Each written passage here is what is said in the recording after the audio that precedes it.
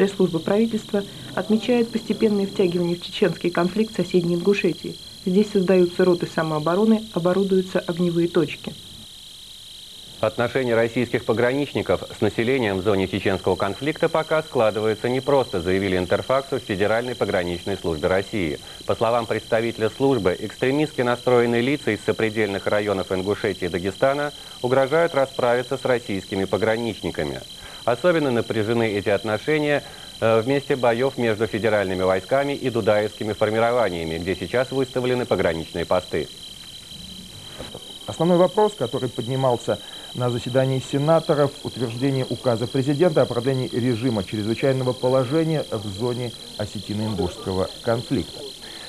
Напомню, что фактически накануне оказалась отвергнута инициатива руководителя Временной администрации в районе ЧП Лозового, который предлагал президенту распространить режим чрезвычайного положения на всю территорию Ингушетии.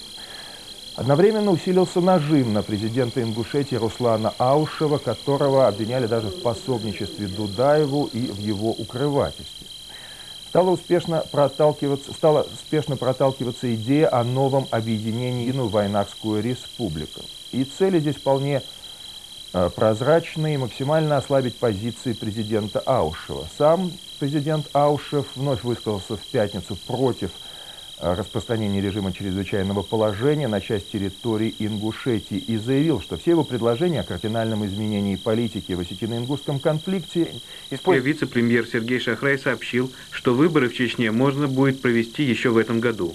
Шахрай также высказал предположение, что Джохар Дудаев находится сейчас в Ингушетии под прикрытием Руслана Аушева. Это заявление было тут же опровергнуто пресс-службой президента Ингушетии. В заявлении сказано, что Дудаев находится в Грозном и руководит своими вооруженными силами. Кровопролитие в Чечне президент Ингушетии считает итогом национальной политики Шахрая на Кавказе. Аушев опроверг также утверждение о том, что на территории Ингушетии есть вооружение или базы боевиков Дудаева. Пока продолжалась заочная полемика Шахрая и Аушева, ИТАР ТАСС распространил текст указа президента Российской Федерации о введении чрезвычайного положения на части территории Северной Осетии и Ингушетии в связи с неурегулированностью Осетино-Ингушского конфликта и обострением ситуации из-за конфликта в Чечне.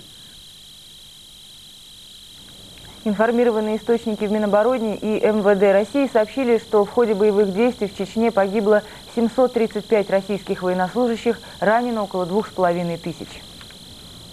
Тысячи мирных жителей Грозного сегодня пытаются спастись от артобстрелов и авианалетов в соседней Ингушетии, население которой в результате такой миграции уже увеличилось на 90 тысяч человек.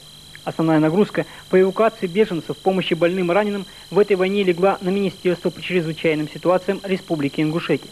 Практически ежедневно в сторону Грозного отправляются автоколонны МЧС, доставляющие в южные районы чеченской столицы продовольствие и медикаменты, и вывозящие сотни людей, обитавших в подвалах, в безопасные населенные пункты. В частности, делегация парламента Удмуртии доставила в Ингушетию несколько тонн продовольствия. И все же, несмотря на то, что беженцев накормили и обогрели в соседней Ингушетии, они мечтают поскорее вернуться в свои дома, найти потерянных родных и близких.